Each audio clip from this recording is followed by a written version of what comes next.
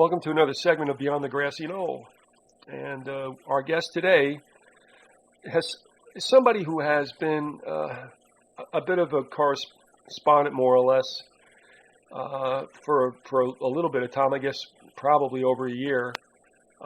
He also kept in touch with the Uticans for 9/11 Truth, Andy Sr. and Herb Smith.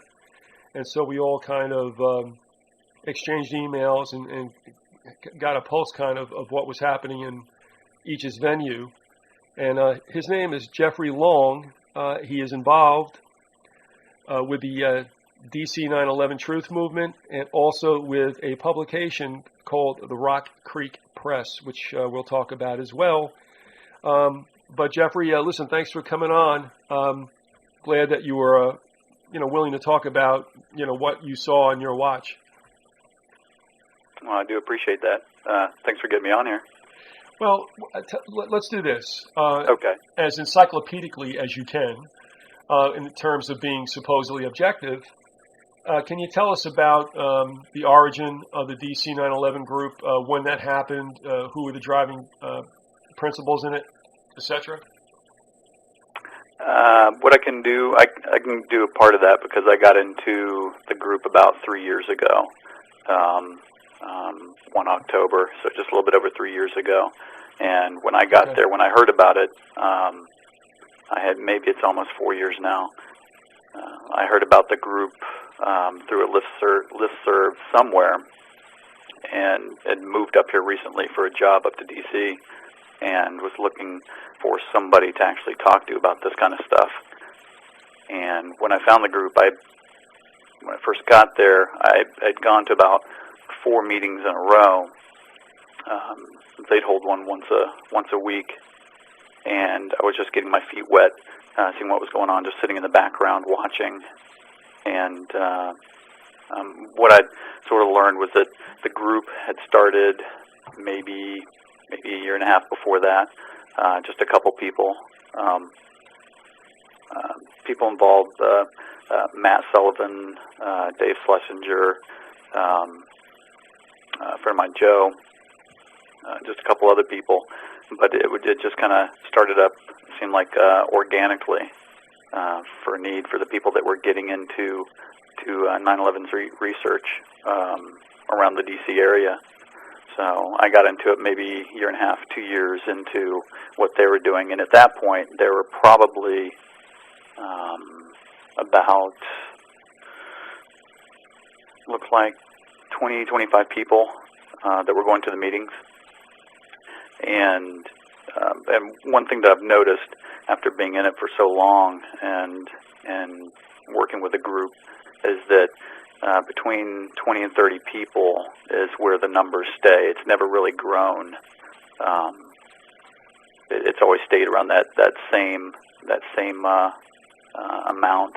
A couple people might come in, hear about the group, want to check it out, come and sit in a meeting, but then the people would never return.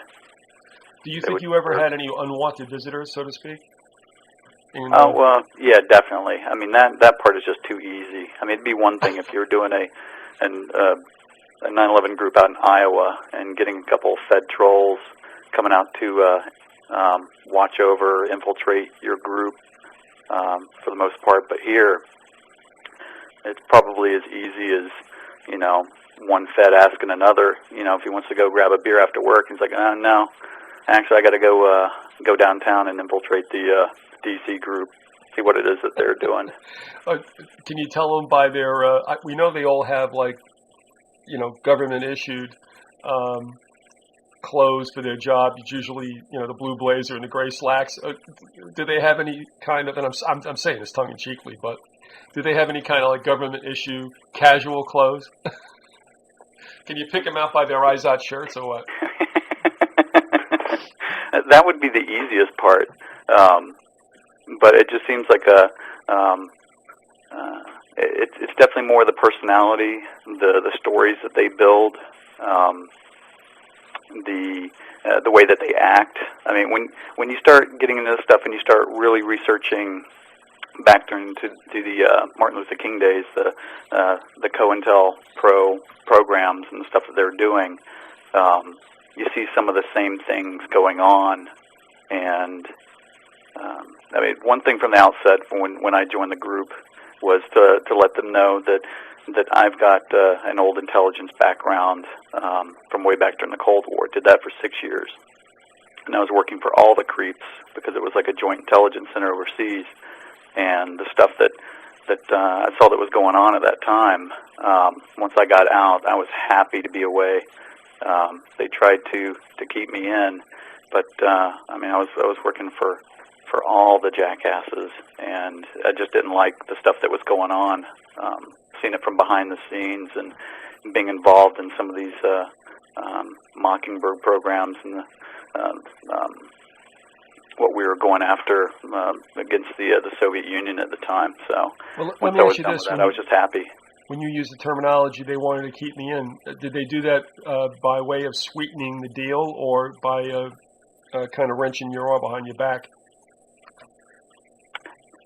No, it was more when I told everybody that I wanted to get out. That a lot of my friends did, because I was in Air Force intelligence. The Joint Center was all branches of DOD, and it was CIA, NSA, DIA, NVIC, everybody that you could think of, and the people that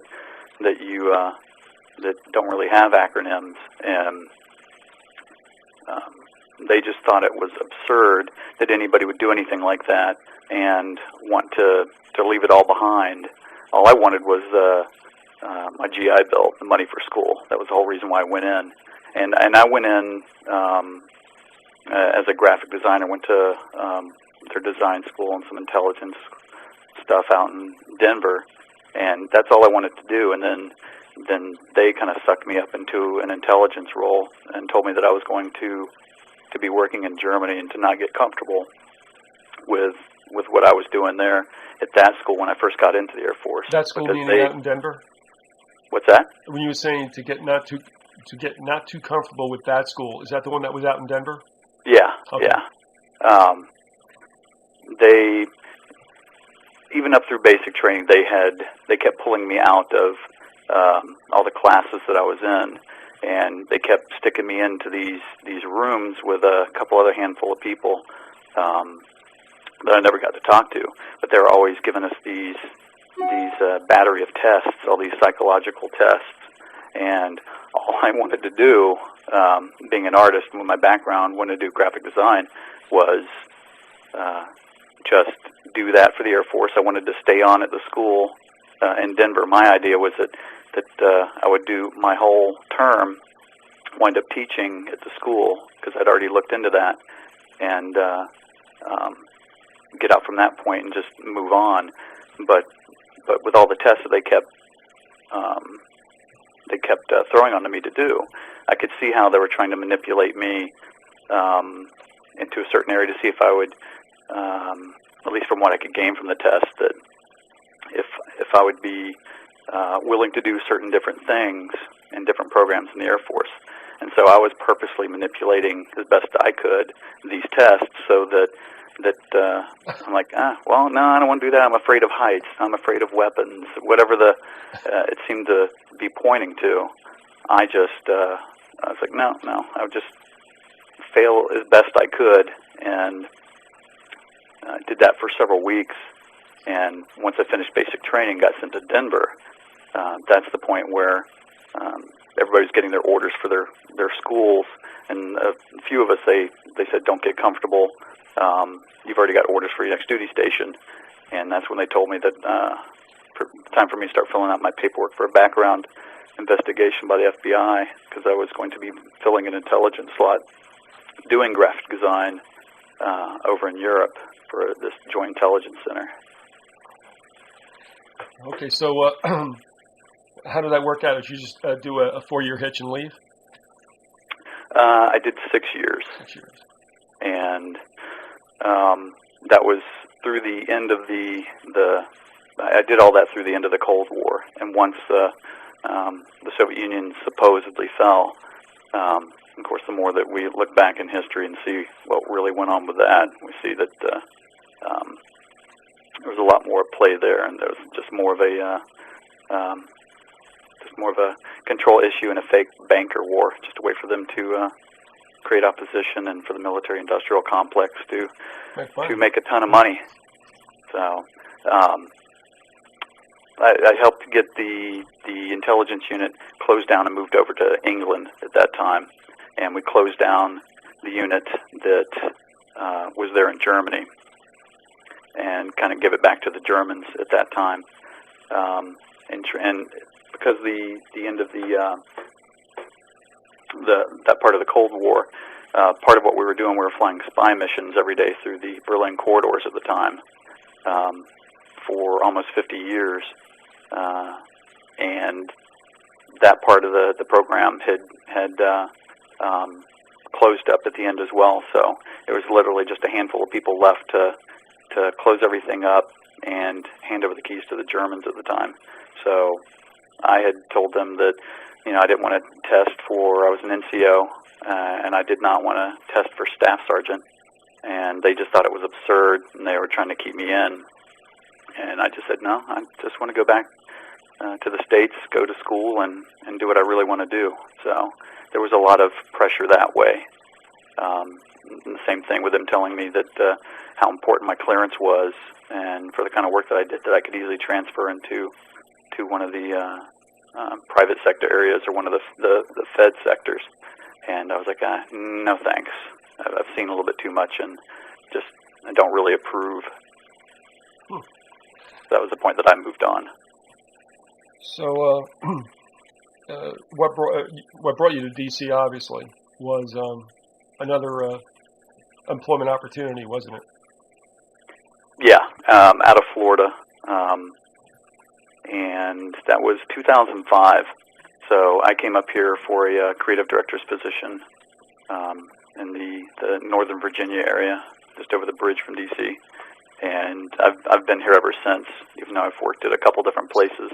But same thing, I've been doing graphic design for the last 20 years or so, a little bit more. I just happened to start out with my career doing it in intelligence for what seemed to be just the way that we've grown up, the Cold War, the Red Menace, and everything they kept pushing down our throats, protecting ourselves from the Soviet Union. So I wanted to do my part, and once I got into it, I was like, there's a lot of sketchy stuff going on here that I really don't approve of.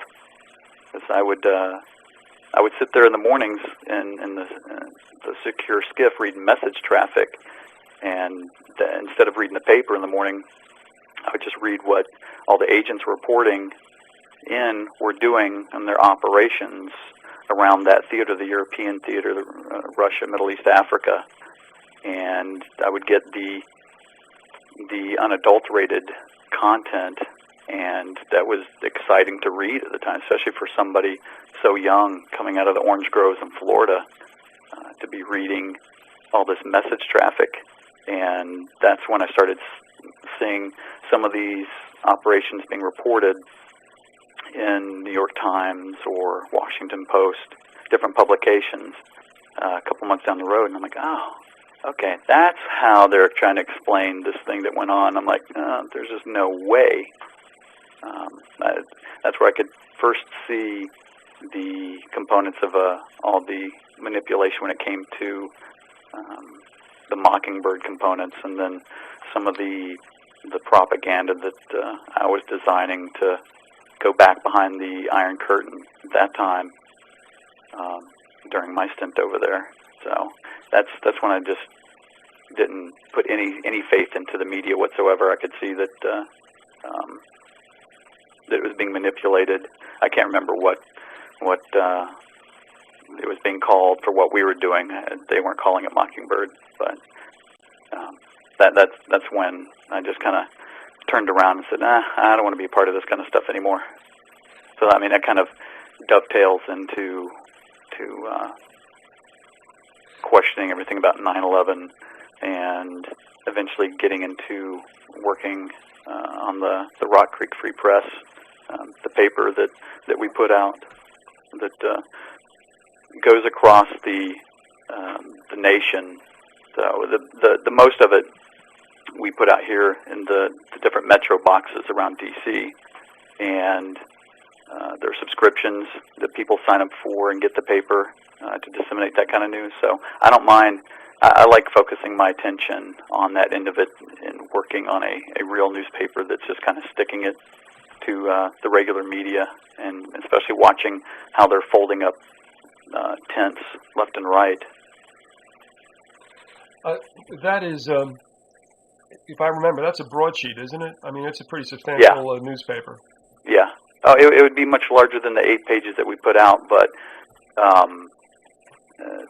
what keeps it that size, mainly for the amount of time put involved, but also the mailing, to keep it under specific mail guideline pricing for the paper to go out as cheaply as it does, because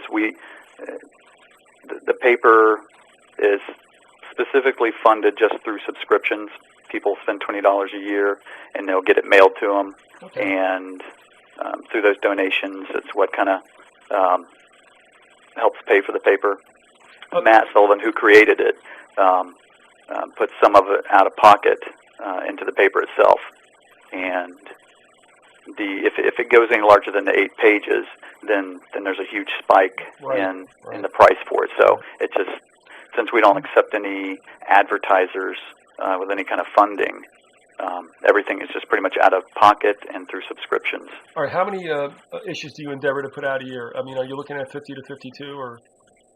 That would be nice. It started out 3 years ago, doing it every 2 months. Okay. And last year, at the beginning of the year, it went to a monthly edition. Excuse me. So if it would be nice to go twice a month, or even if we had real funding to be able to do it weekly. But at that point, you'd have to bring in some pretty big, deep pockets for something like that. Yeah, because that's a full-time operation, and obviously, it's nice that people do things out of voluntarism. But when you get to that situation, you got to have some people full-time and in on that all the time. Oh, yeah. I mean, I just remember your stories talking about what you were doing for the paper around there and how much time it was taken out.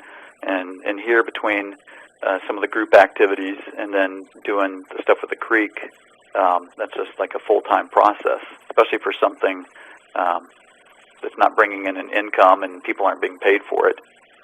It'd be nice to be able to grab the Rocky Mountain News, the Denver paper that just folded. Yeah. Be able to take that on, but I would love to be able to put this out as at least a weekly and crank the stuff out. Right now, I'm just trying to rework the website for the paper, because that was just kind of started out in the beginning when Matt put it together, and it was just kind of left to the side with just a couple updates here and there. Just not a very viable portal to go to get any information, because all the time involved was putting out the physical paper and getting it printed and having it shipped back and shipped across the country to where it needed to go. So at this point, I'm just trying to completely revamp the site with Matt and make it like a daily news portal for people to actually go to, because it would be nice to,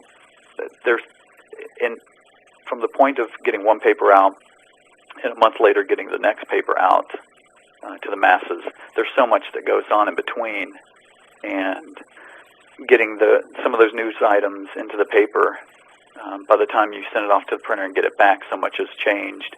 It'd be nice to be able to get some daily content in there to fill some of the holes and get a lot more traffic and more people to actually wake up a little bit.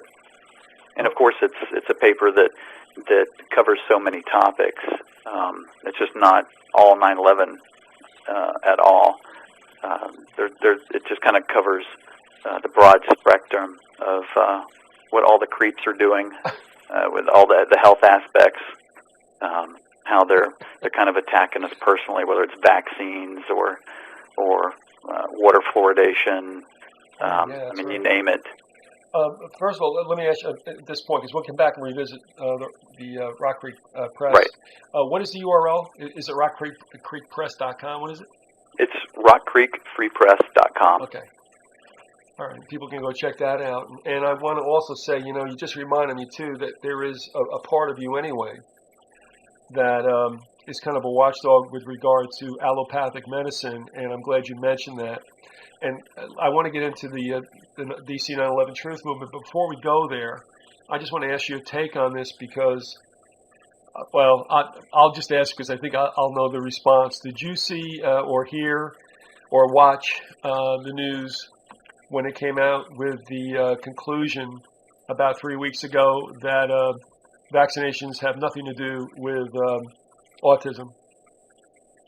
I didn't see that portion of it, but it was being discussed through the DC 9/11 group.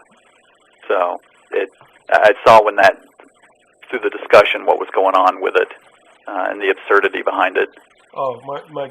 And the thing is, I've known personally some people who really don't want to believe in conspiracies. And that doesn't mean they're false. It means that there's something nasty going on in secret, which, of course, the world is full of, and who would rather not deal with that. But through what they saw happen to a child compared to what happened to other children, et cetera, had no other choice but to come down on the fact that their child was vaccination injured, Mm-hmm. and are completely confident that that's where it came from. So, at any rate, to me, it's a slap in the face to all those people. I mean, this thing didn't come up with a bunch of wacky people. This is over time, and people wonder, where did this come from? And we don't have to go through the whole thing here. And for them to come down with the decision, no, there's nothing that connects it. To me, I don't know. It was just, it's like a sledgehammer coming down on an egg. You know what I mean? It's like, you bastards. So. Well, the part that people forget is just months ago, Supreme Court with that one couple. I think the husband was a lawyer, the wife was a doctor. I can't remember which, and they were suing, and they actually won in the Supreme Court. And that's when it came out, originally saying that vaccines are tied into this, and they do cause autism. And then with a little bit of digging, then you see that there's actually a vaccine court. Why would they have a vaccine court? And then it goes back to like 1988 with this law where they've been paying out families. I think that there are like 11 major cases where they've paid out families due to the injuries caused by vaccines alone. So people have a short attention span when it comes to something like that. And I've also noticed too that a lot of people that I cannot talk to about 9/11 and even bring that up as a component that something shady was going on, that you just can't trust your government. That you never really could, but everybody seems to think that they can put faith in their surrogate parents, their Uncle Sam and Lady Liberty, yep. As if they're, they keep getting beat over the head by these nasty parents, the federal government, and then they keep running back to them as if they're going to save them. But go ahead. No, Jeffrey, I just wanted to resonate with you. I was with a group in back of somewhat of a health and organic meat and poultry and dairy provider. They all knew that the government was giving it to them with regard to, obviously, the purity or the lack thereof of the food they were eating, and ironically also trying to close down those outlets, that did not get involved with that kind of defilement of the product. And of course, they're the ones that the USDA and the FDA clamped down on. So they understood that government was giving it to them in the rear end.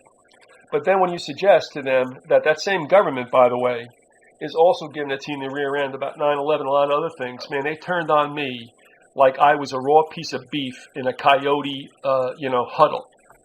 And I'm like, you idiots. And I just said, look, and I had to get out. I said, look, good for you. Yeah, Ron Paul's going to save the day. Right. You know what I mean? And I don't have to say anything more. The government that you know is giving it to you is giving it to you there too. It's the same damn government, idiots.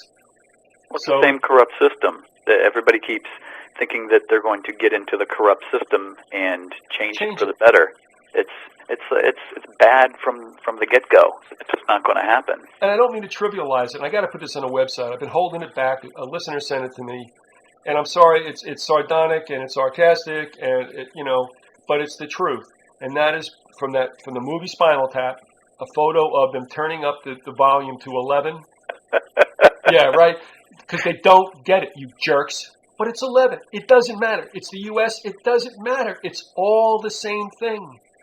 It's all corrupt government over people, and you guys don't get it because it's 11. Need I say more?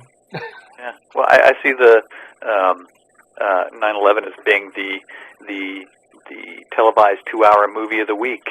It was the shock and awe portion of it that they needed to get people to buy into all the garbage that they were going to start pushing out. Because up to that point, you could still hear people bitch and moan about hearing some politician on TV talk about whatever it was, and at that point, they're like, oh, but they're just a politician. Nobody believes anybody up on Capitol Hill.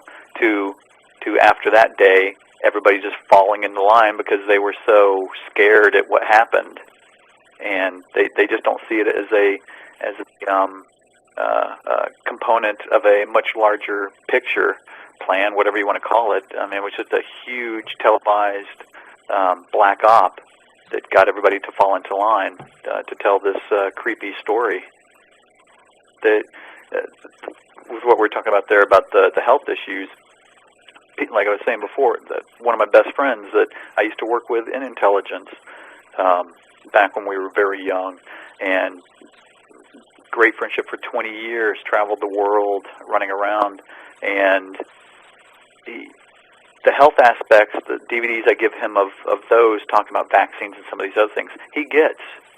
But when I tried to show him something about 9/11, and have been for the past couple years, he's just like, get that out of my house. He just does not want to see it. I told him, just hold on to it, maybe you'll look at it later. He's like, no. And he'd just start laughing uncomfortably. Get it out of my house. I don't want to see it. And he actually took it and dropped it on the floor. And then he started getting copies of The Creek in the mail, and then he called me up and just railed on me one morning on a voicemail. Just told me to never call again, never email, don't write letters, nothing. He was done with it, and I just think that he's in fear of actually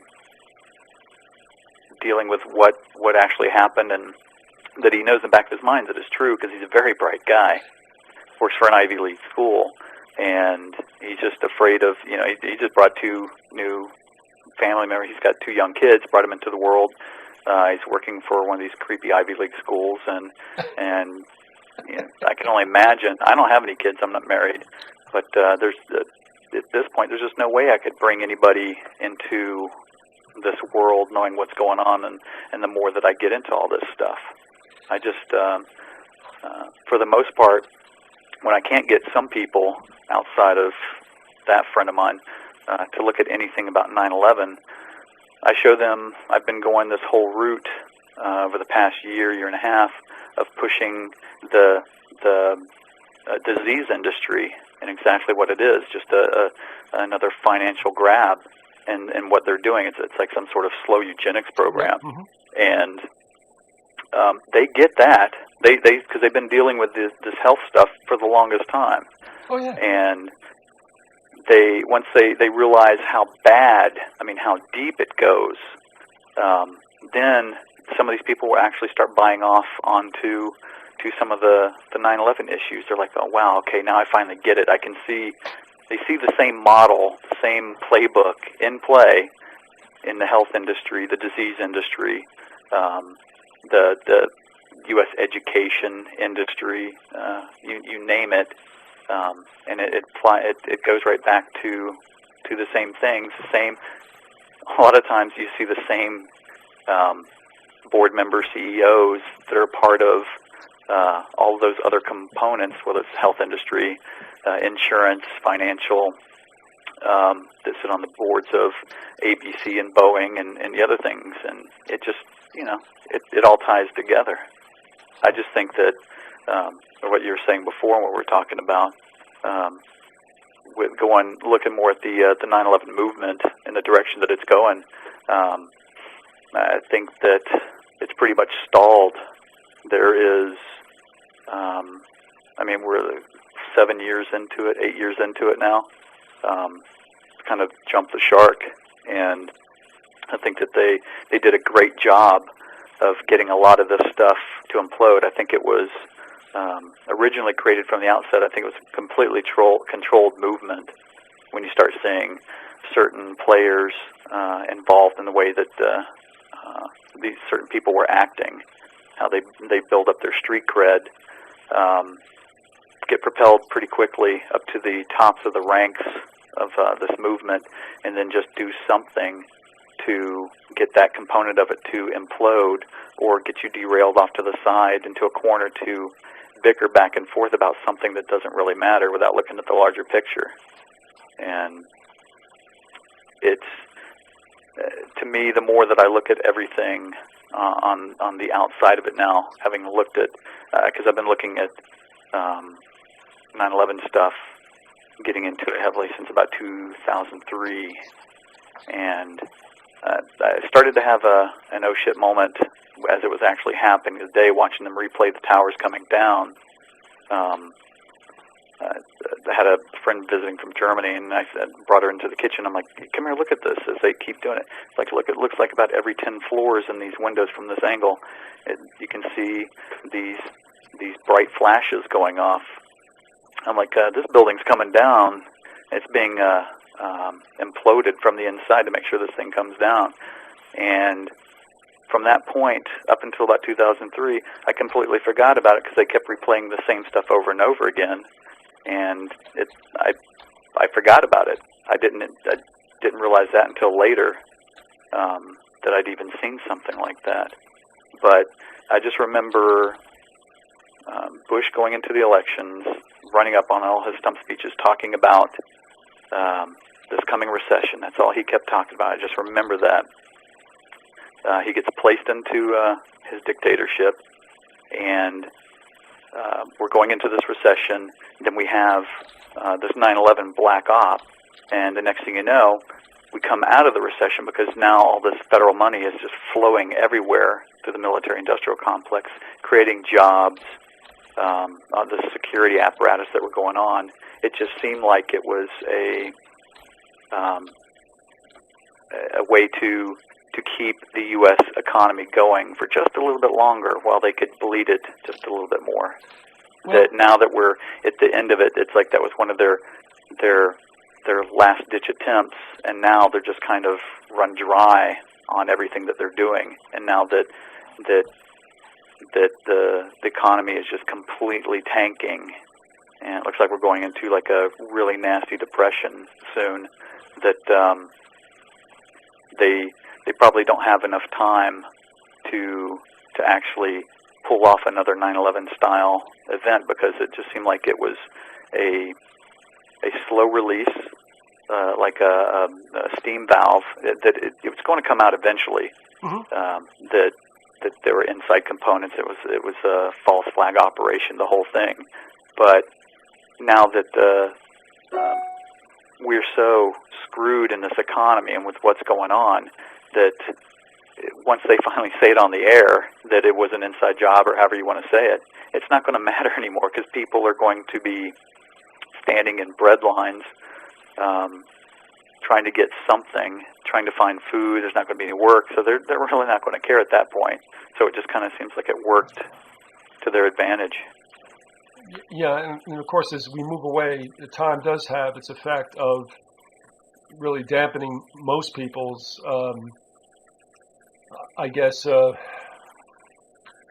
desire or impetus or doggedness to keep on the trail of what happened on 9/11. But, and this is where I want to bring it to.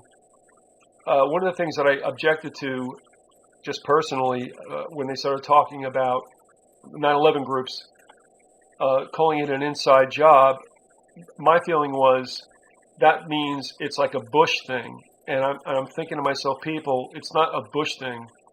It's a government thing, and it's been going on since the beginning of the 20th century. Mm-hmm. You know, McKinley, a Republican, presided over the Maine incident. Interesting also with that, when they were trying to come down to what exactly happened, it said the Army carted away a certain portion of the hull. Okay, it's like, why? And then of course they sank it to the bottom of the ocean, so nobody will ever ask again. Of course, if anybody tried to, I'm sure that there would be a problem there. Of course, they could do that now. Funny, they keep looking for the Titanic, but they never talk about the Maine. Yeah. Well. Well, but I mean, you had a Democrat over the Lusitania, which is Wilson, and you had FDR over Pearl Harbor, Democrat. I mean, so it doesn't know any party. Government kills people when it needs to advance an agenda. They have no problem with offing any number of the herd, the masses, when they want to advance something. And guess what? They keep doing it because it always works. And it worked for a lot of the dumbhead Americans because of 9/11. But the inside job thing I always felt was attaching it to Bush, who's just another whore that they plop in the White House who does not have a clue, just like Obama doesn't have a clue. Mm-hmm. And I won't say that, Clinton and the rest of them, some of those are real slick tricksters, but they know why they're there. Nobody advances their own agenda, or you get killed. Mm-hmm. So, you jump the reservation, you're done. Yeah, and I mean, everybody looks at Lincoln and Kennedy. I mean, they both knew the deal. Even Lincoln knew the deal back in the mid-19th century. He understood the way things went. There were powers that be even then, and we won't get into the whole connection to the old world. Mm-hmm. But he knew what it was, and he didn't have the stomach for it or the conscience for it, and he decided he wanted to change things. Bang, you're out of here. Kennedy, same thing. He knew what the deal was. He knew the rough and tumble of everything. He signed on to it. And the unfortunate thing for everybody was that he changed his mind. Now, with Bush, I didn't get it into a personal thing about Bush. I mean, the guy's an idiot. I mean, it was just horrible to have to look at for 8 years. Oh, and painful to listen to. Oh, that God, was it was so part. embarrassing. Mm-hmm. I mean, Clinton could talk the paint off a porch. We all know, but he was the biggest lying sack of shit there ever was. Mm-hmm. But at least you could sit there and go, he probably could sell me my car. Yeah. And at least you were okay with that. Carter was a little glib also, but nobody was better than Jack. There's no two ways about it. Yeah. But so let's get beyond the Republican thing, and this is why I want to throw it to you. One, just give me your take on whether you thought Inside Job was too buttonholed to be a Republican/Bush thing, and also, if that is the case, or even if it isn't, has the trail on 9/11, do you feel, has it cooled with the DC truthers because, like we said before, the Wicked Witch is gone? It's with many different components. That for me, I've always hated this inside job term. People, most of the people that you see in the movement at the time over the past two administration runs for those 8 years, everybody was always trying to push it off onto Bush. And I'm like, when you look at the bigger picture, there's just no way that monkey was ever going to be able to do this. He had a lot of family involved in this whole thing, but I think that from the outset, I mean, his father is brilliant. I unfortunately had the opportunity to work for him, and Dick Cheney was the Secretary of Defense that I was reporting to at the time during the Cold War. Same thing with Clinton. Well, that's why you see them running around now. I keep telling everybody, Isn't I'm like, that funny? you gotta be kidding me, huh? When you got Clinton and Bush going around? Yeah, it's like, do not see that this is not a WWF wrestling at its finest. I mean, they've been pals since Mena, Arkansas, and running CIA drugs into that airport back then when Bush Sr. was CIA director and he was governor. I just think that with Junior, when Shrub was put in there, he was specifically placed because he was that frat boy, the idiot that people could always look at and make fun of, while Cheney is, pulling the strings behind the curtain, doing everything that he's doing, so nobody could pay attention and shed light on the crap that he was doing. So you get Bush, who is taking all the flack. He's the monkey on the side while the street vendors cranking out the music. Look at the funny monkey. it'd be easy to try to tack something on to somebody that was so hated over those 8 years, and then, and I tell everybody the same thing, that everything that they did during those 8 years, they didn't do anything wrong. They're not inept. They always want to be perceived as being Keystone Cops. That's right, exactly. But you keep thinking that they are Keystone Cops. The CIA, they're just an inept intelligence agency. It's all centralized, but they just can't do their job. So they can keep doing what they do best. And you get somebody in there. Everything went well with the Iraq War as far as the people who were taking control, making tons and tons of billions in cash, just completely decimating the U.S. economy and putting in their security police state. Everything went fine for them. So you create this window where all the liberals are just seething at the Bush administration, and then some of the Republicans with the what you've seen from the Patriot movement, and then you get the savior that comes in, Obama. Yeah. Oh, he's going to save the world, and so it's like you've got it set up perfectly to where the Olbermans and the other people who were attacking so hard, which I think that those kind of people were just put in place to kind of stoke the fires for that kind of hatred, that you get somebody in like Obama, then all of a sudden you see how lulled everybody was into this sleepy state that finally Democrats coming back into the White House, he's going to change everything.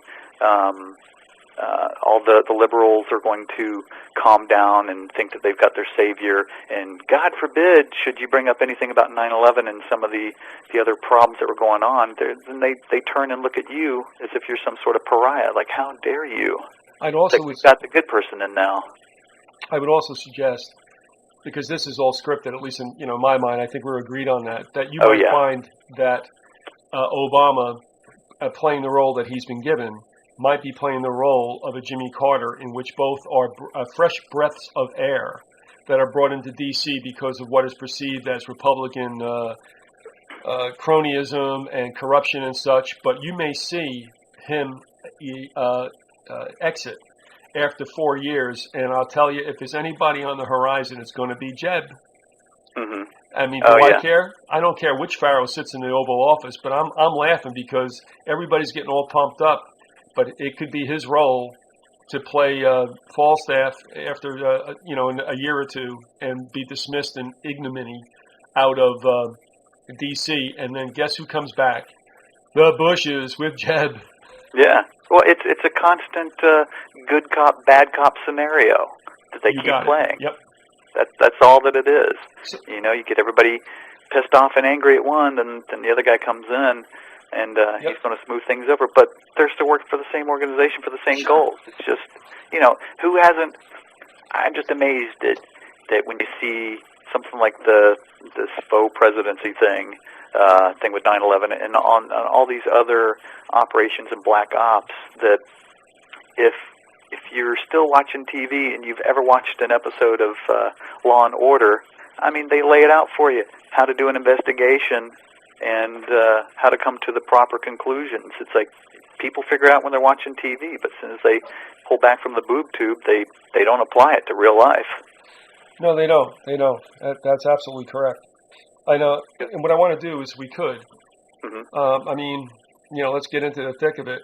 You were in the 9/11 movement in D.C., which probably has amongst some of its visitors or some of its charter members some luminaries, but that doesn't mean necessarily that it's any better than any other organization. And they've all had, I think, some problems. I mean, the one in New York is just like dysfunctional kindergarten.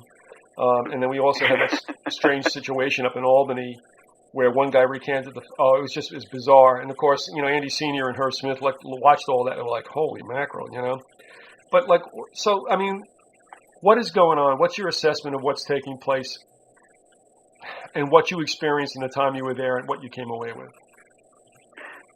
With the DC group, for the most part, has outside of the federal trolls and agents that are infiltrating it. The real people, they're really good people. It's a much older group than most of the other 9/11 groups out there that are mostly college, Yep. 20s, some 30s, something like that. I'm the youngest one in my group. There was a high school kid that came and checked out something a few times, but I'm the young kid on the block, and I turn 40 this month. So I mean the age range goes up to late 70s in the group, and there have been some people doing different kind of activist roles for a long time, for at least as long as I've been alive. It's for the most part, it just seems like a meeting where people get together and want to talk over some issues. I'd be happier if people would get together and just want to use it as a place to vent and talk about what's gone on that week. But it just seems to be, which I was railing on in the group, sending off my tirade emails. I think I sent you a couple of. Yeah, they were good. I might not write anything for a while, but when I do, I just can't take it anymore and just do a dump. Yeah, they were good enough to steal, Jeff. Yeah. It just seems like it was, for the most part, just these 9/11 truth buffets. You know, people would get there and then they'd meet at the restaurants and talk some, but just sit there and gorge and talk about some of the esoteric topics. And then it would always turn into some sort of agenda-driven meeting. It was like some bad PTA meeting.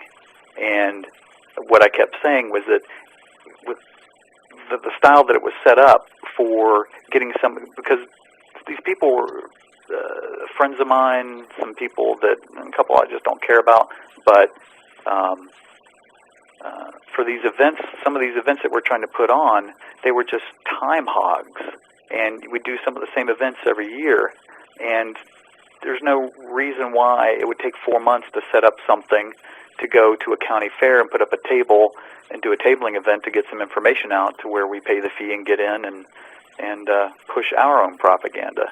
But you know, we had to have this committee, and then these subcommittees report to this committee to do this, and after a while, I'm like, no, thanks.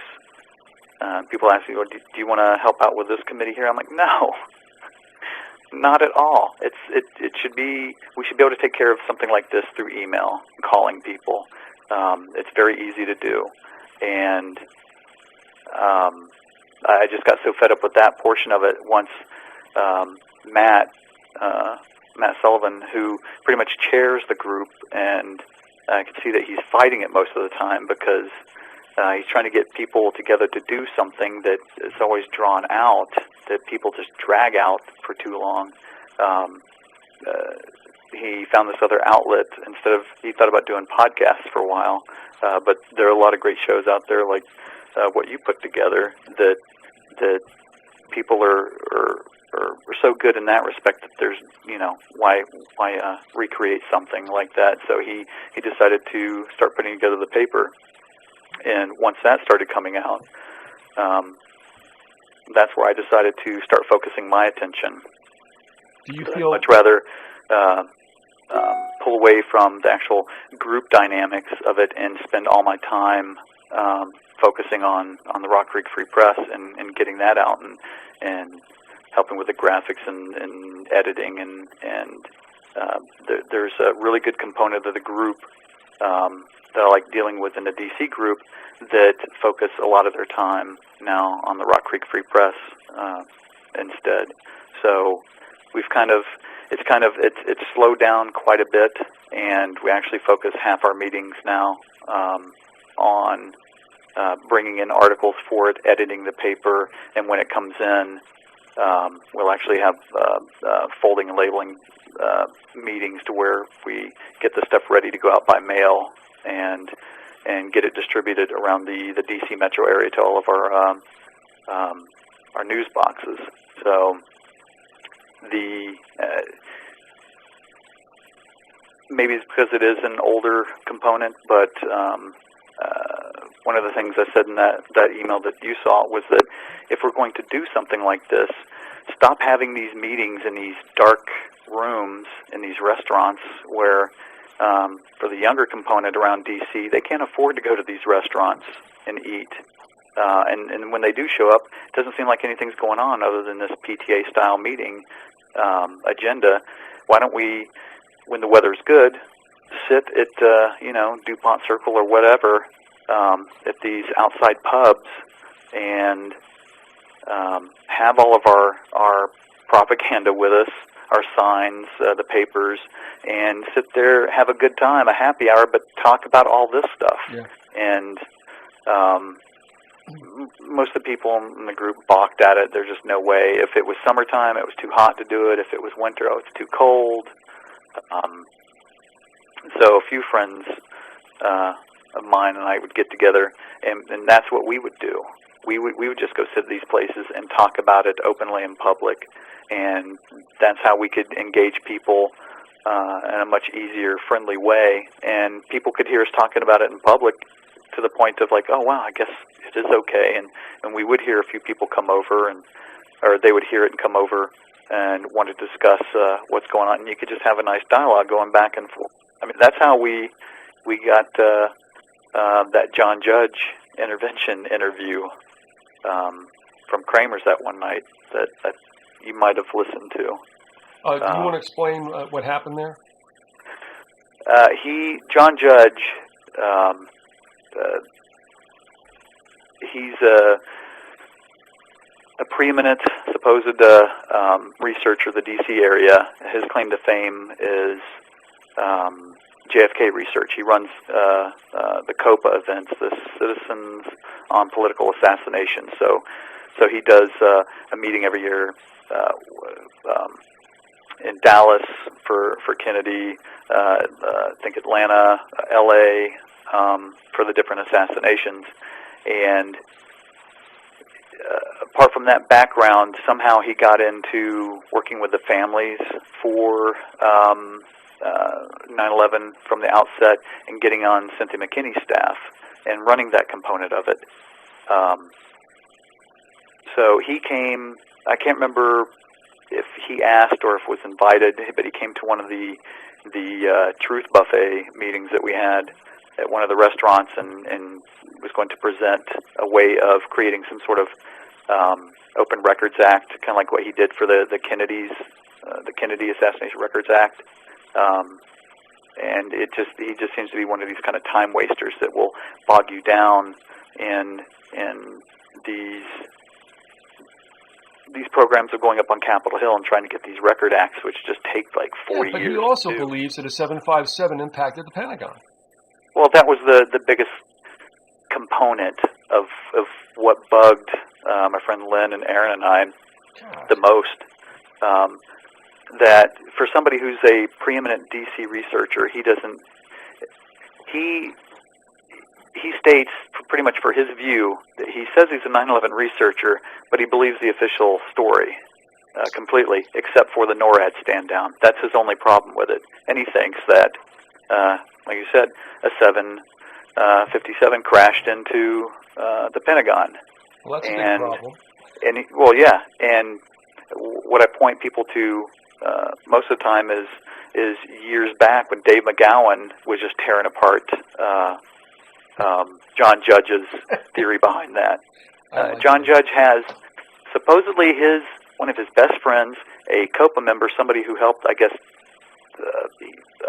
she's a JFK researcher and helped set up this COPA event, happens to be one of the sky waitresses, flight attendant that was supposed to be on that regular flight, but got bumped for whatever reason, didn't catch that flight. Well, that flight crashes into the Pentagon, and so the Department of Defense and the government calls her up to come help out on the crash scene, and he says, well, because she's a sky waitress, and dealing with airports, she's got a security clearance. I'm like, no, jackass, completely different. Having access to an airport terminal as opposed to a government security clearance for working in intelligence matters. But He says that they called her in. They're shuttling her around the Pentagon. They take her into the hole. He first says that night, and then it turns out it's like a week later, then 9 days later. She's supposedly on the scene, walking around in this hole where this plane supposedly went in with all this debris, and she didn't see any, or what she saw were pieces of the plane, stuff that she recognized from the aircraft that she's supposed to have been flying on every week. And then they start showing her autopsy photos of the people that were on the plane, and supposedly she had seen a severed arm in one of the photos, and it had some bracelet on the arm. Yeah, of some friend of hers. Like, oh my gosh, that's my friend. There's confirmation that this thing crashed into the Pentagon. But for somebody who seems to have this access, and the government's going to call her, this JFK researcher claiming that the government killed Kennedy, they're going to call her into the Pentagon and have her confirm that this aircraft crashed in here, but she won't talk about it at all, except at one COPA event back, I think 2002, something like that. But he will not provide any information on her full name, won't show a pay stub that she actually did any of this stuff. I mean, his stories are just absurd. And two of the members in our group, long time friends of his, activist friends, questioned him on this once we brought it up to them, and they had a blowout because he just wouldn't answer any questions. He's like, I'm not going there. I don't have to answer these questions. And at that point, they're like, okay, something is definitely wrong here. And what Lynn, my friend Aaron, and I did one night while at Kramer Books down in DuPont Circle, it's this nice mixture of a bar and a bookstore, which is just fantastic. Good brew and great books. And we were sitting there late into the evening, and it was almost 12:45 when we were leaving, going to the bookstore, saying goodnight to each other, when I hear John Judge's voice. And next thing I know, Lynn and I realized that our friend Aaron is being attacked by him verbally on the other side of the bookstore. And so I grabbed my recorder. I'm like, oh, well, this is the chance to ask some of these pertinent questions of him. And we get to the other side, and at that point, we get into it with John Judge. I'm pretty much just holding the recorder between both of them as they're sparring back and forth. Aaron left in disgust because it got very heated up to that point. But Lynn did a fantastic job off the cuff asking all these questions, and I was able to record the whole thing and upload it to archive.org, where anybody can go and download it and check out and just see how absurd that this character is and being a supposed 9/11 researcher for the movement. But do you remember I don't even know the sites there anymore. I mean, this shows you how much it means to me. Mm-hmm. It may be there in the memory hole or something like that, unanswered questions.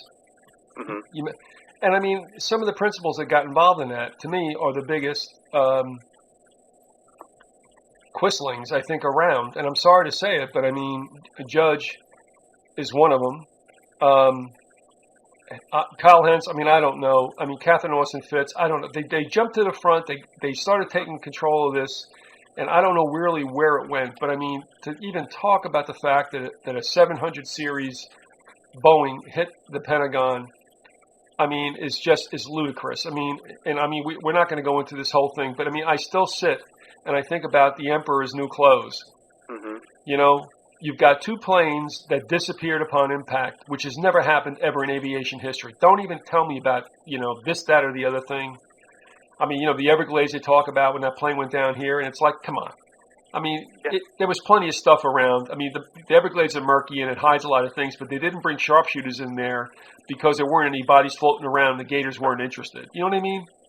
Right. It's absolutely fatuous. And I mean, for someone like Judge to get on the side of that, and that whole crew, I don't know, it just stinks. Good. I'm sorry. It seems to be that day was the only day that the laws of physics did not apply to specific plane crashes. Yeah, in certain sections of America. Yeah, it just they were. everything changed just for that day only. You know, it was fine up till the day of, and then the day after, as NIST seems to like to think. But that day, physics just didn't exist the way that we know it here on planet Earth. No, and what happened was they showed ad nauseum, and I hate to use that term because I don't want to disrespect those who died in that. 3,000 person body count is horrible. But everybody, one of those people is a cousin of mine, and I always go that angle when somebody's like, "How dare you talk about these people that way?" I'm like, "Hold on, jackass. One of those people was a family member of mine, so don't even." It's like I'm involved that way, and I'm questioning the official story. You know what? I'm going to guess also that there are many more family members who know it stinks, but what is it going to rot? You know what I mean?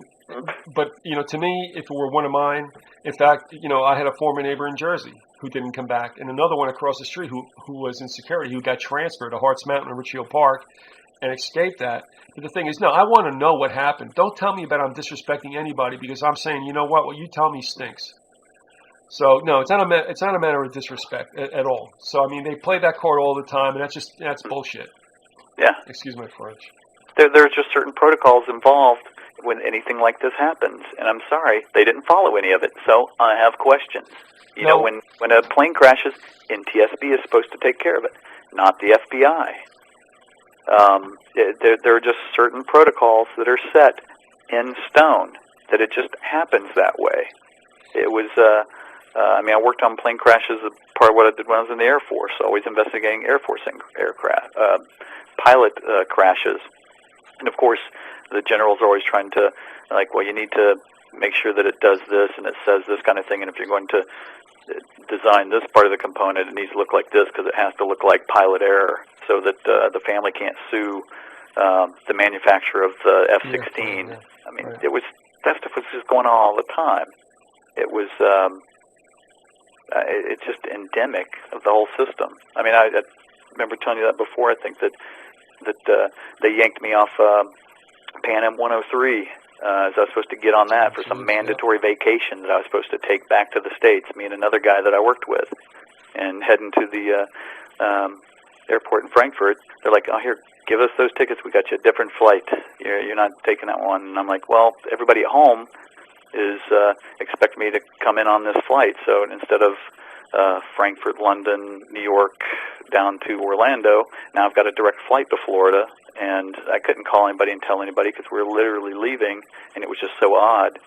And so when I get home, everybody's freaked out because they think, you know, I'm like a ghost walking in the door because they're watching it on the news that the flight that I was supposed to be on had crashed. So they're just, when a plane crashes, there's just debris. They're just, you know, there are physics involved. And they just like to change everything. Listen, everybody's perception. Everybody forgets how things are supposed to work. Anyone can go to any sites, some of them are government, about aviation air crashes through 5-6 decades. Try to find one that atomized. And we're talking about planes, and of course, I don't want to rehash old stuff, but we had that Russian airliner that dropped in the Ukraine a couple of summers ago. 35,000 feet, dropped like a brick, stuff all over the place. Engines, plane parts, unfortunately, bodies and body parts. No problem. And then you're led to believe that in Shanksville, a plane fell from about 1,500 feet into that crater, and it all just went down the magic hole. Right. And, of course, in the Pentagon, you have a plane with 2 6-ton engines, one down each wing, where it hits the building, and these wings fold in like blades on a Swiss Army knife.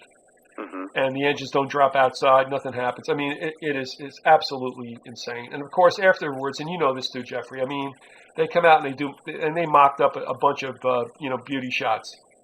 Like that famous piece of what looks like American Airlines skin, like sitting there in the lower right-hand corner with the Pentagon in the foreground. It was like they did it at Sears. Yeah, the prop piece, you know, the set, the movie set. And that's one thing that one component of this 9/11 movement, this 9/11 bowel movement, and how constipated it is that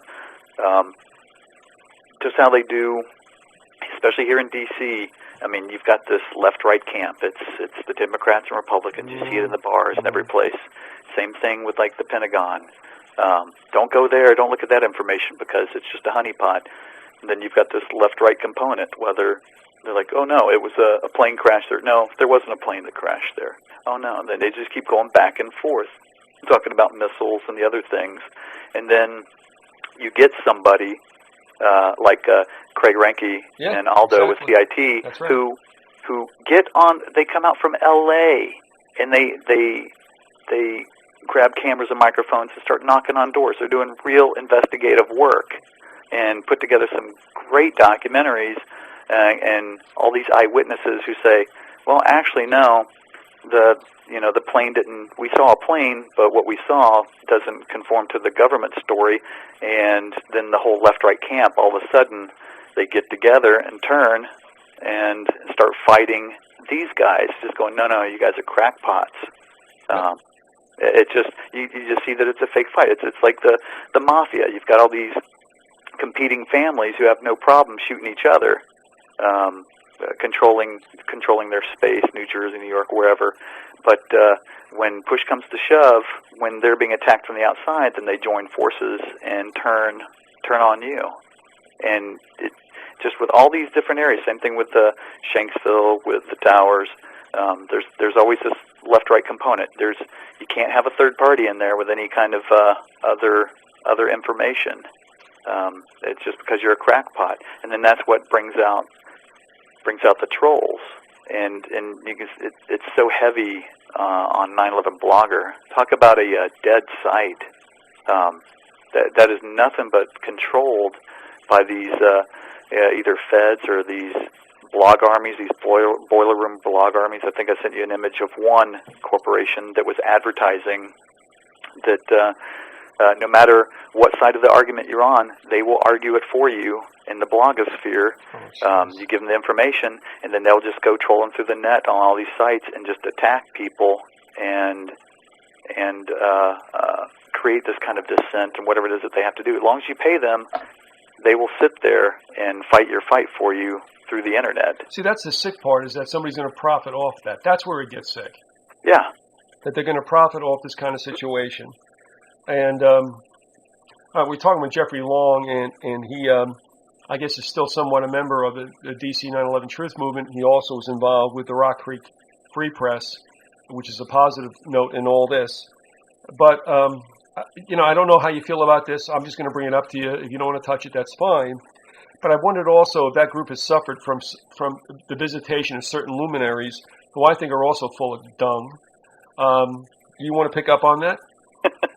That would be a yes, I think. Yeah, I mean, you could just go off a list, and I could just pepper with some of it.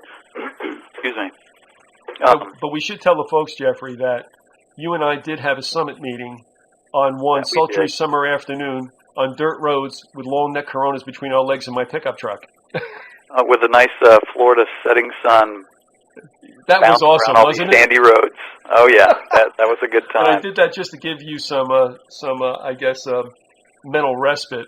But believe me, you're one of the only two people who ever survived a visitation with Vyzygoth.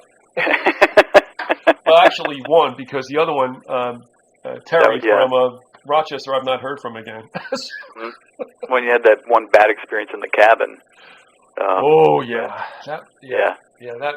was strange.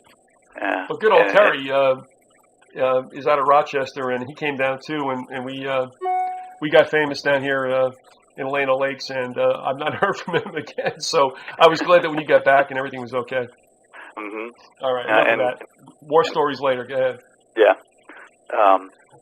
But yeah, there are many fishy types that I've seen come and go, and anytime you bring up any of this kind of stuff, people like, you're gonna piss off a lot of people who think you should be naming names and dropping turds into the punch bowl. But at this point, this far into it, there are people who have come, stirred things up, and then just dropped off the radar. And that's the whole thing with any kind of movement where you have formed meetings and you have hierarchy, and these kind of things should be grassroots, and that's what I love about what Herb and Andy are doing. They're just two guys in Utica, They just put up a blog and they go out and they talk about this kind of stuff. That way, they can't be infiltrated. It's just a couple guys just discussing their things. Anytime you create an organization, that's just perfect for the intel side to come and infiltrate and try to control it from the top down, or as I see it, like they've done with Operation Gladio and a few other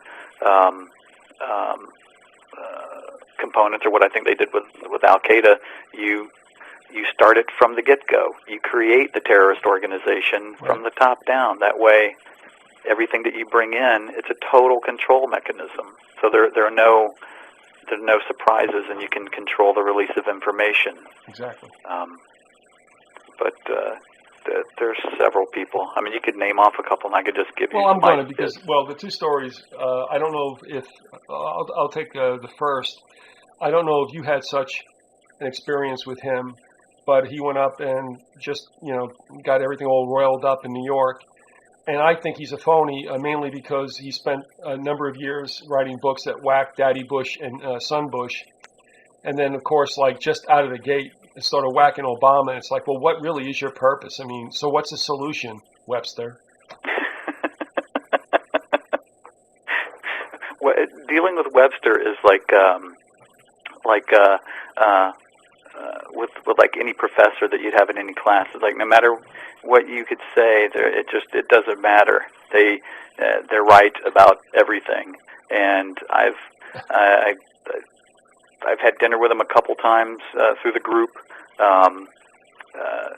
We different times lived there, but in Wiesbaden, Germany, where I lived, he lived. He worked on the same street that I lived on for a while, where the base was, where he was doing some publication work at that time. But I've given him a ride home before. But every time that I do talk to him, it's like we've never been introduced before, and I don't know with him whether it's ego or it's the bad side. I have no idea. Is it different?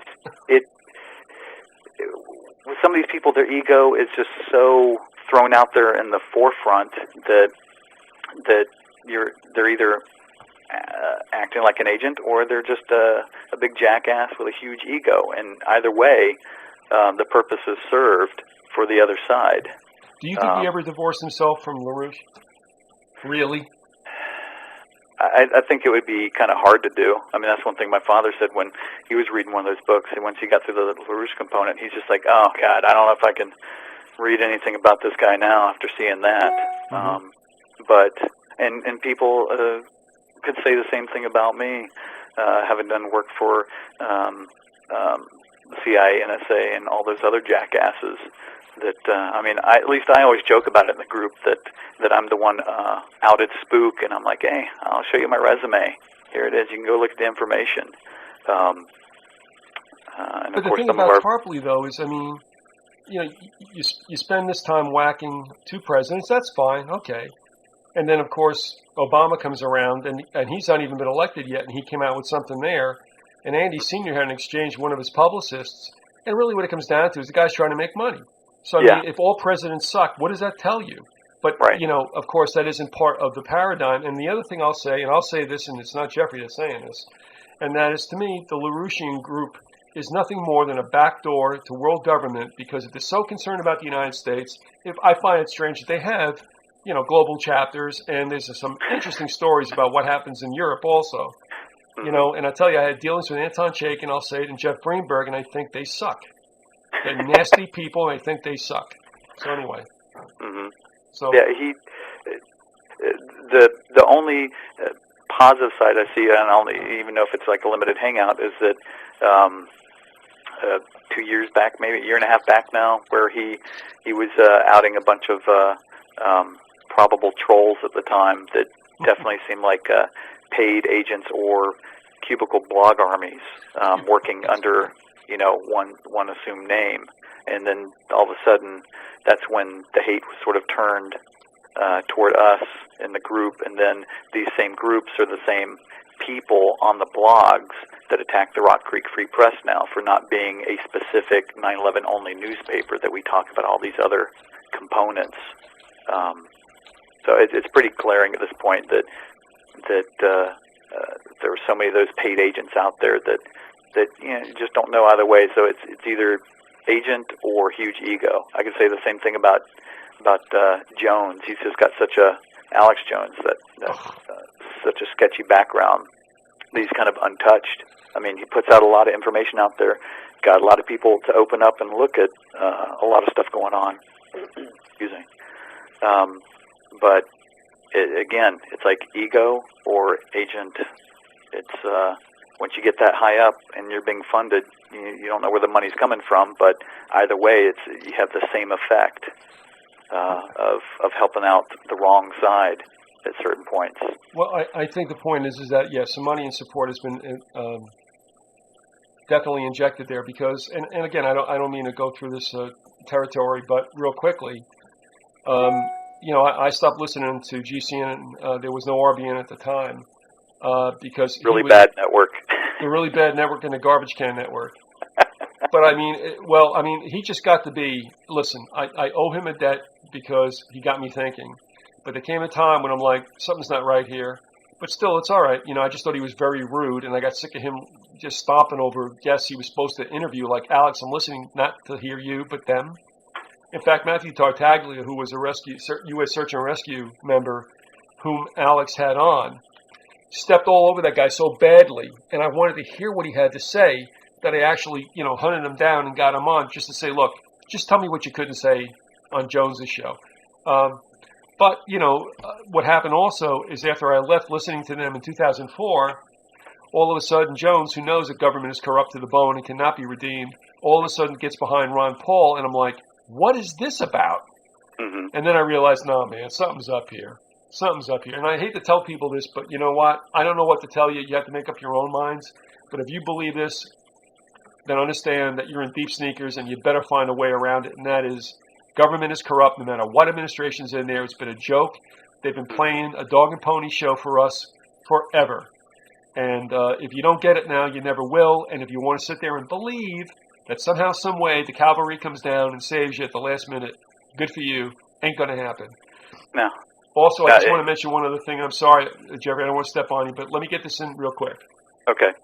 There's a website with regard to what we would call predictive programming. It was begun by an Australian by the name of John Valentini. It is imagining911.blogspot.com. He started to collate images from movies prior to 2001 with very curious references visually to 9/11. Some were in dialogue. I had gotten some also, but I gave them all to him and let him run with it. My only point is, one of the things that really struck me, because I didn't see the movie when it first came out. You remember Fight Club? Oh, yeah. You remember the last scene? Where they were just blowing up the credit card financial district, yes. Yeah, right. And how do those buildings go down? With Whoops. well-placed internal explosive, controlled demolition style. And that's not the only one. I mean, there's, and I still get them. I mean, people say to me, well, if that, you can find that with any kind of numerals. I'm going, well, just show me. Yeah. And nobody fesses up. Everybody pops off and nobody produces the stuff. Nobody ever. It's easy for them, just like they do with the pundits. They'll throw it out there. It's like, well, you show me some other aspect of it. It's like, I don't have to. I have these questions. You need to prove your side. It's like there's something screwy with the story, and I'm just asking questions. You prove the other point. That's all you got to do. But they never want to do that. They just want to completely... No, they want to pull you down, but they won't do anything as far as research goes or anything that might obviously counter their cognitive dissonance. And I know it's horrible. I understand that. Yeah. But that's life. Yeah, that's the way it's been, and that's what these people have to understand. That's the way of the world. And and the government could not care less about us. And those who run the government, who don't run for office, could not care less for us. And I just want to mention one thing.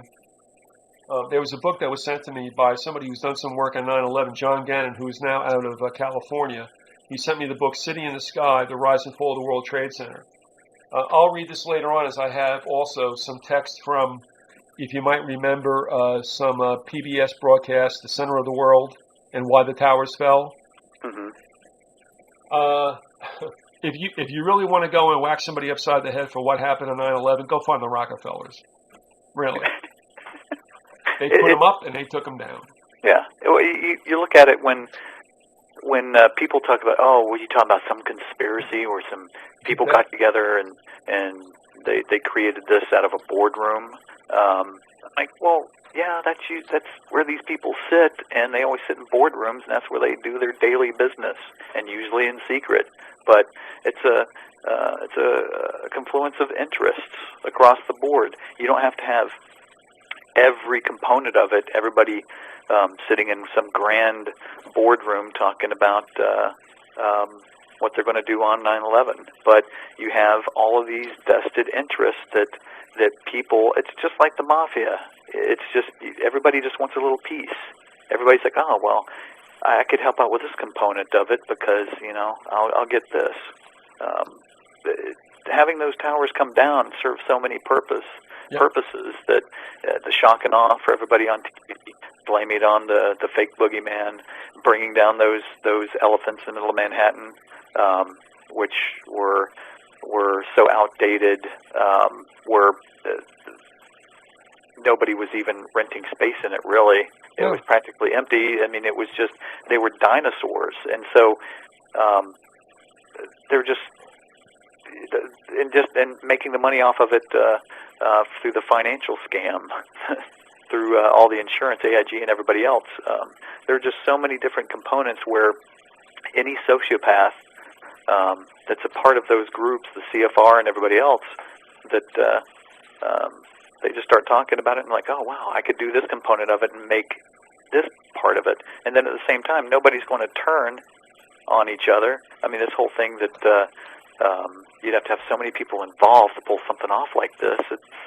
Somebody's going to talk. Well, we've seen there have been thousands of people who have talked about it, but when you have these same board members controlling the media, it's not going to come out mainstream. So Ma and Pa America is not going to buy off on it because they're not going to hear anything about it until they do hear it on mainstream. On the side of, did you hear about these crazy, wacky 9/11 conspiracy theorists and their aluminum hats? That's the only time that they do bring it up. Honestly, I would say the formula for conspiracy domination is real easy. Corner the money, corner the information outlets, corner the government, and you're in. Because after you corner the government, you avail yourself of their military. And that is the history of the United States in the 20th century. And that's it. That's easy. That's how they did it. And you can look at Morgan, Carnegie, and Rockefeller as the main proponents on this side of the Atlantic, and the Rothschilds on the other. Yeah, it is a conspiracy, and that's the way the world runs, folks. But, of course, those same conspirators have brainwashed everybody into hearing the phrase conspiracy, and now in their minds, if they were to write down the definition, would say false rumors. Would you agree? Yeah, I mean, it was a couple of those guys, I can't remember the names, they coined the term conspiracy theorist. It was the mid to late 50s at some point, where they immediately threw it out there and then just started tagging it with all the negatives. Well, I'll tell you what, that's interesting, because I did see it pop up in 1964 in response to a book written by two gentlemen, not Woodward and Bernstein, called The Invisible Government. And I went and I took a look in Newsweek at the review of the book, and they called them conspiracy theorists. But remember, that was born also out of the JFK situation. If you found it back in the 50s, that's even richer. So, I mean, either way. Well, from what I'm remembering, this was just right at the tail end of the 50s. It seemed like 57, 58, in time to get that ingrained in time for that Dallas Dog and Pony show. And also the whole fake missile crisis thing. Right. Which we lived through and believed it was very real, but to me it was still a show that faked brinksmanship, but of course wasn't really there. And so, yeah, you're right. And I tell you what, so I'm glad you mentioned that, because I can only trace it back to 64, but the fact that it might have occurred within 10 years earlier is only to show folks that, and this happens all the time, you start saying things to people that they don't hear on or see on mainstream media or in print media, and the first thing they go is, oh, well, you're a conspiracy. No, stop right there. Okay, stop right there, because just because you don't get it from mainstream news or information outlets does not mean that it's not true. There is a conspiracy, and you better wake up, because that's the way the world's been run for like millennia. Hmm. And Well, the that's reason why huh? that's why we saw within the first 2 hours of that 2-hour movie on September 11th, they immediately started pushing the Al Qaeda angle, and certain few people came out of the woodwork that were just all of a sudden these authorities, these pundits, talking about the backstory on all this, and you're like, well, how do you know this already? Yeah, If you don't already have it script. They had no idea. The whole intelligence network had no idea this was going to happen, and within 60 minutes they had all the perps. Mm-hmm. No interviews, no going into backgrounds, no arrests, and they had it all down. Yeah, we had somebody in the group. His mother, well, sort of sketchy guy. His mother, friend, worked with some guy in some political campaign somewhere.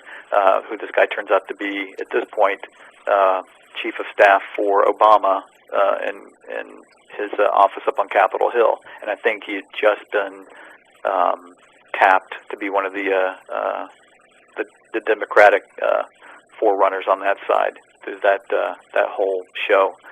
And so he got us a meeting to go up there. He pulled in a couple of us. It was our friend Lynn, Dr. Laura Chamberlain, a couple other people. There was it's okay, I can't help you. Father of Star Wars. I can't remember his name right now. It just escapes me. It'll pop in. But there are about 6 of us in there up in Obama's office, and we were there specifically to talk about 9/11 issues and show them a few things. And of course, Obama was too busy to meet, but he had his chief of staff do this, and so we get in there in this meeting room, and we show him just a 3-minute clip to start off. I'm thinking of Dr. Bob Bowman. Okay, I got you. That's who. So we go to show him this chief of staff this 3-minute compilation, all just about World Trade Center 7, about that aspect of it coming down, and I think at the time we also showed the Jane Stanley video of how she reported how it collapsed 20 minutes before it actually did. And so this guy was floored. He thought he was going to have us in there for 10 minutes. He goes back, talks to Obama about something, because he's got to go off on some junket somewhere, comes back in. He keeps us in there for almost another 40 minutes as we're showing the stuff, and his mouth's on the floor. He had never seen any of this stuff before. So, of course, he says he's going to take it to him and try to get something done. And this whole time I'm like, it's not going to happen, I was there part of it because I was asked to come along. But at that point, I'm thinking, this guy's going to be propelled forward. And since he's already been picked by the Democrats to be a part of this dog and pony show, there ain't no way he's going to touch it. No. Even if he was JFK-like and was going to jump the reservation, it's not going to happen. But then you look at who his handler is with Brzezinski, and it just all the stuff falls into place. You're just not going to. He's just a puppet. Yeah, and in the financial crisis that's been contrived also, but is very real and hurts very much, has also done much to keep anybody from trying to importune Obama about 9/11, and it's not going to happen. It's not going to happen. One thing I did want to ask you about, one person, because we talked about it, and he makes me hurl every time I hear him talk, and that is Fetzer, Uncle Fester. Oh, God. What is his deal? I just don't trust the guy. I definitely think that he's opposing forces. This other friend of mine that talks to him all the time, she's put it up to him, but it's like, everybody thinks that you're this way. Why are you? Fetzer thinks that Obama's going to save things, that he still believes in this left-right paradigm. I'm like, how the fuck could you? You actually believe that you're supposed to be this professor and a conspiracy researcher, and and you had a radio show, and with everything that you know that's going on, and with all the Judy Wood stuff, Oh, God. you're going to believe in the left-right paradigm of that WWF wrestling faux match. But if you think about it, how much different is it from Judge? They both did decent work on the JFK thing. Well, you set yourself up. It's that street cred angle. Right. You do something that gets your background story going, and then the next thing you know, you get propelled through the movement. I mean, and this will tie right back to Fetzer again, that whole Judy Wood thing at the press club with Greg Jenkins, Dr. Greg Jenkins. It's that right there seemed like a whole setup. And I think, like what I mentioned to you before, it's that you give the most credible person a little bit of the good information, 80% bad, and then they run with it, and then you give the bad one the complete opposite. Well, where, go ahead. No, what I want to ask you about, let me get this straight. Yeah. Jenkins is the individual who's in that YouTube with Judy Wood who looks like absolutely befuddled by what Judy's telling him. Yeah. Dark hair, glasses. Yeah, physicist. Okay. Now I think you intimated to me, and clear this up if you want to, Mm-hmm. that might have been a dog and pony show too, and/or I think so. he apparently had a nose-to-nose with Fetzer, which everybody thinks also was staged. Well, not everybody, but some people do.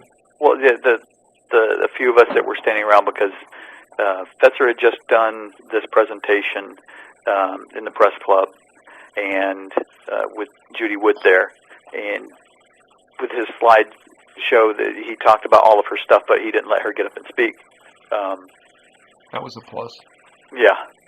Well, they had scheduled, Greg had scheduled this interview to do afterwards with her. And so Fetzer's up against the wall. They're in the other side of the press room.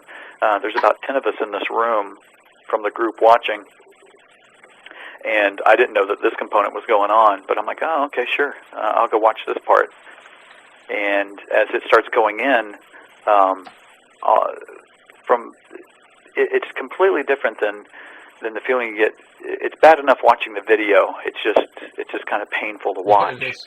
But in the room, the tension got so high. I mean, you could just feel it in the room. Everybody was just looking at each other, just going, "What is going on?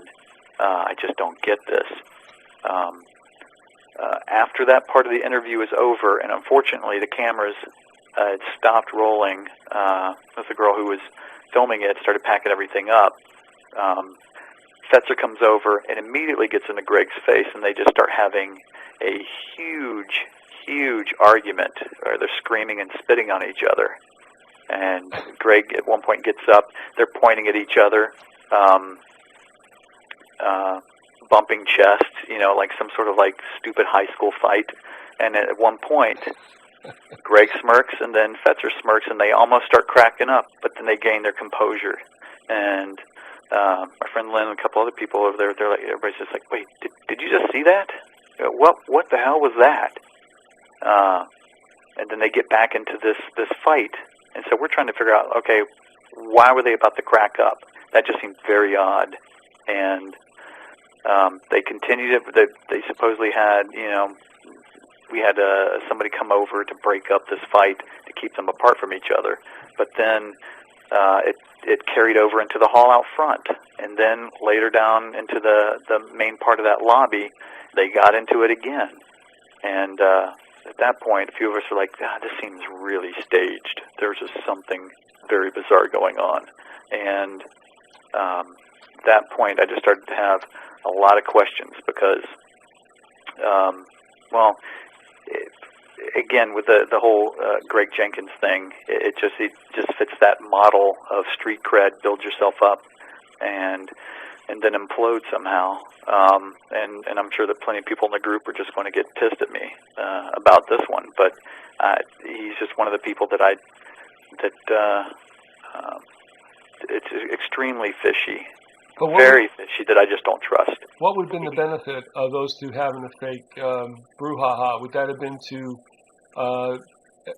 support the fact that Judy Wood is got it together? I think for one aspect of it is that with everything that everybody researches, just like with her particle beam stuff, that we know with Tesla, he developed the particle beam weapon back in the 30s that the government was very interested in. But you give a damaged person like Judy Wood something that the government is probably working on, might not have used it in that capacity, but you give her something that's very real to a damaged person, they put it out there. Next thing you know, you've got this crackpot running around talking about something that's a very real DOD kind of black project that you immediately give it the tinfoil hat stamp of approval. So it's almost a way of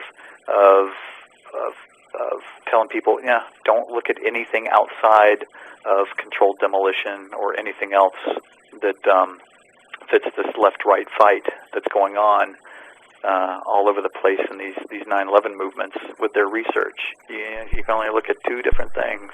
You can't bring in some outside idea, science research, anything else. It's just taboo.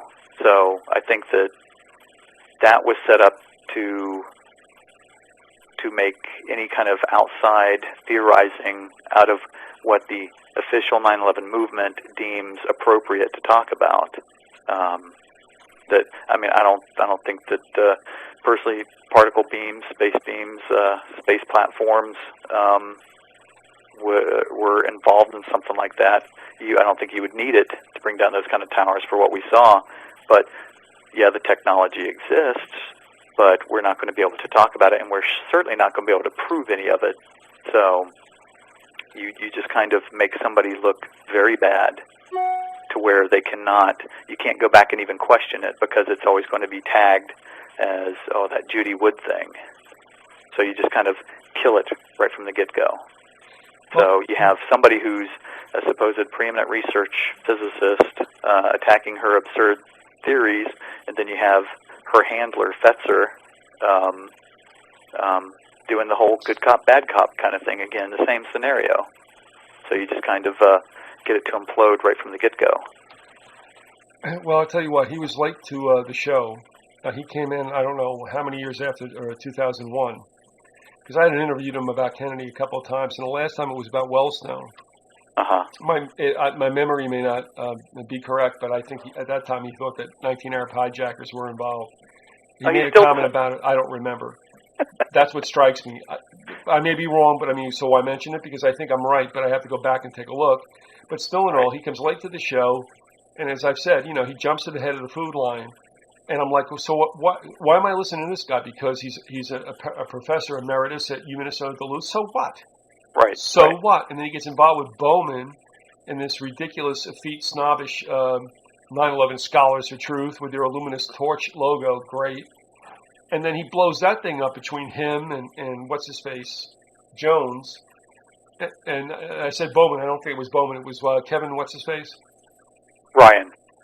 Nah, it was the guy that's a professor in Wisconsin.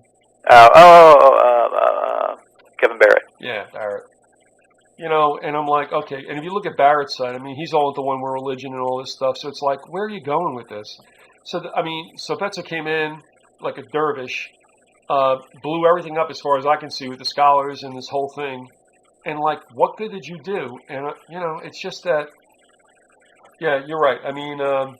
Well, they just created, with what they did with the Scholars Group, they just created another faction of the left-right paradigm, where you get the two fighting, competing camps, to where you can only talk about these two sides and nothing else. That a component of that ties back into the Greg thing, which I think I mentioned to you before. That here you have someone like Greg Jenkins who could be a good guy. If he is, I do apologize, but he's just fitting the mold, and at this point, I just really don't care. He,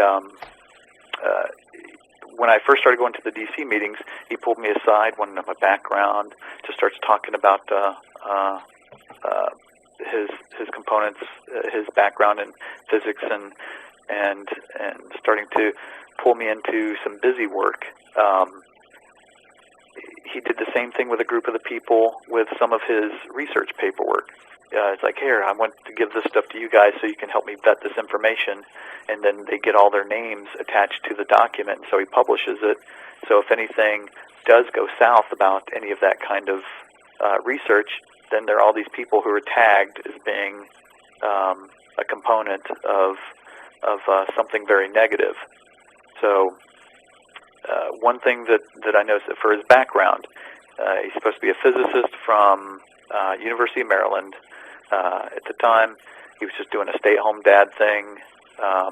His wife was working, and all he did was play jazz gigs. He got out of the physics thing for about 4 years while he was in the DC group. So he's playing jazz gigs. This physicist, here, I've got some ideas. Let me just take 4 minutes of your time in the group, talk about the stuff about controlled demolition. And then it seemed like every meeting that we had, he would spend almost an hour going over, as if it was a physics class, building himself up to the point to where he's publishing these papers. He does the Judy Wood thing, that interview, that makes him look good through the blog circles. Next thing you know, you've got Jones, Stephen Jones, mentioning him and his great physics work on CNN and Fox and some of these other places, naming him by name and his physics background. Dr. Greg Jenkins this, to the point to where it seems like he's building his street cred. Right. And then I started noticing that with my friend Aaron, at one of the meetings, this lawyer came into the library where we were having a meeting, and the guy was interested in some of the information, just wanted to sit back and kind of soak it in. Aaron starts talking to him. He's like, oh, if you want any information or have any questions, just ask me. Here's a DVD or some other information you can read. Immediately, Greg goes over there in the middle of this conversation, inserts himself, and just starts blathering on about physics and controlled demolition, and completely freaks the guy out. And we've seen him do it a couple times. So what Aaron and I did was bring in a friend of mine into one of our DC meetings, and we're like, okay, we're going to go in. We think somebody's acting fishy in a certain way, and he's going to do these certain things. He's kind of acting out of the COINTELPRO playbook. So we brought him in, pretend that you're new to the 9/11 stuff you just heard about the meeting. You come in late, and so our friend comes in about 30 minutes late to the meeting, and we wound up getting kind of two people at the same time. Dave Schlesinger was acting the same way. He's got a fishy background as well, kind of the same as Greg's. And what he does, he comes in, Dave immediately tries to get it from the table. He wants to get my friend's name, address, phone number, all the email addresses, all kinds of contact information, write it down, not even explain why he wants it, sit back down and just record the information. Well, Greg sees my friend come in after he's sort of been introduced, and after he finishes his physics speech, he goes, runs around to the other side of the room, grabs my friends, like, come on, let's go outside and talk. He runs to the street downstairs outside the restaurant, goes on for 2 hours about controlled demolition, the physics involved, about earth energies it would require to bring this, that, and the other down. And after that, he goes, well, that's probably enough information for you to digest right now. And my friend was like, well, I'll just come back upstairs and say goodbye to everybody. It's like, oh, you don't need to do that. There's nothing going on with this group anyway. You can just leave from here. I'll just tell everybody you said bye, but it's just not really worth your time. So he's doing everything possible to keep him from going back upstairs. And it seems like that's been going on for a while, that's why the group has never grown, because people sort of get sideswiped as they come in, want some information, and these people never show up again.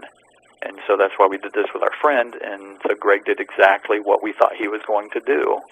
And I had left the following week to go take care of my father in California. My friend Aaron goes back to the meeting.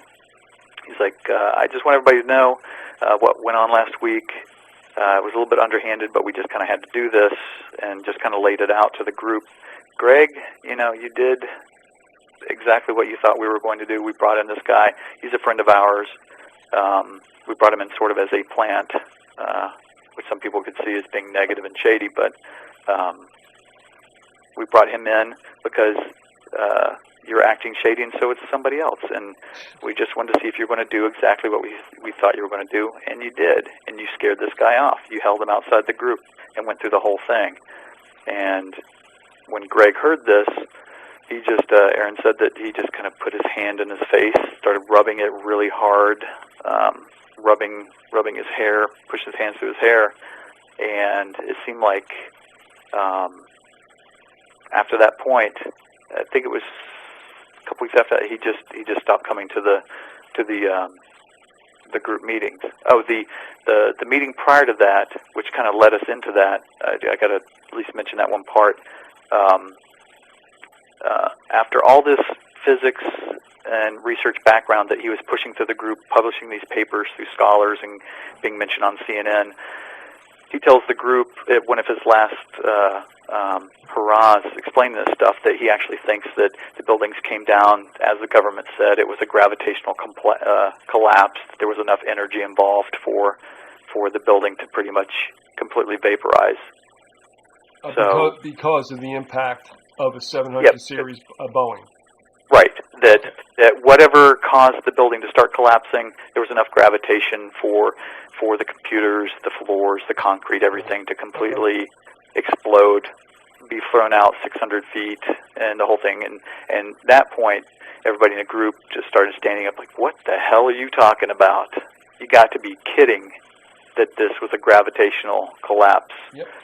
And then he told Matt, he's like, I think you're going to have to change your controlled demolition cards because all that stuff's wrong now. You're going to have to reprint this with some new information. Everybody was freaking out. So it was right after that we brought our friend in to do this, that after that, Greg kind of disappeared for a couple weeks. He shows up at the John Judge event. Nobody recognized him because he had completely shaved his head to skin, practically, just almost completely bald. And you know how long his hair and everything was, so nobody even recognized him. He sat behind a friend of mine. At the end of the meeting, everybody says, oh, Greg, we didn't realize you were here. And he didn't say anything the entire time. He just kind of stared at John Judge. And from that point on, he was never to be seen again. He chimed in twice in the email group during that year. But other than that, he completely vaporized and then wound up somehow, after doing 4 years of playing jazz and conspiracy research and being talked about heavily on TV, to getting a physics chair over at University of Maryland, talking to the next group of kids who are going to be learning about faulty science. So and when I try to find information about him on the internet, every time I pull up Dr. Greg Jenkins with his background in physics, I pull up this tall black professor who's teaching at Howard University in D.C. But there's just this huge gap where he just doesn't exist, where he's just kind of disappeared. So I have a huge problem with something like that, and I've talked about that within the group before. Some people roll their eyes, but then again, I'm one of the guys who brought in my friend to out a bad situation. And the other component of it is that Greg Jenkins is always, while he was doing stuff with scholars and publishing, he was always citing commentary and research in his scientific papers by an anonymous blogger that's always on 9/11 Blogger and all these other sites, somebody that goes by the name Arabesque, that nobody knows any information about. But for a scientific research sites, something like Scholars, who everybody has the bona fides up there, their background, their where they went to school, where they published their papers, their degrees, to have these people cite an anonymous internet blogger as an authoritative source in any of their papers, right? They're just, throws a huge wrench into the mechanism for me, to where I see that the whole thing is just a fraud.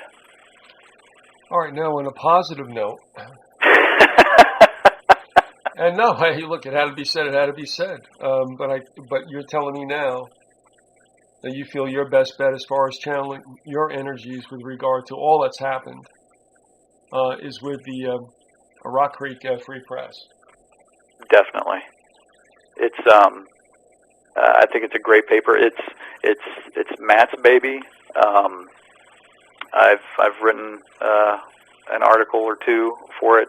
Like I said, I help out with some of the graphics and go there with friends to edit the paper as it's getting ready for a publication. But he started out something that is a great outlet, and it covers so many different facets of all the crap that is going on that it's heavy with the health issues. Yeah. Because it's an easy way.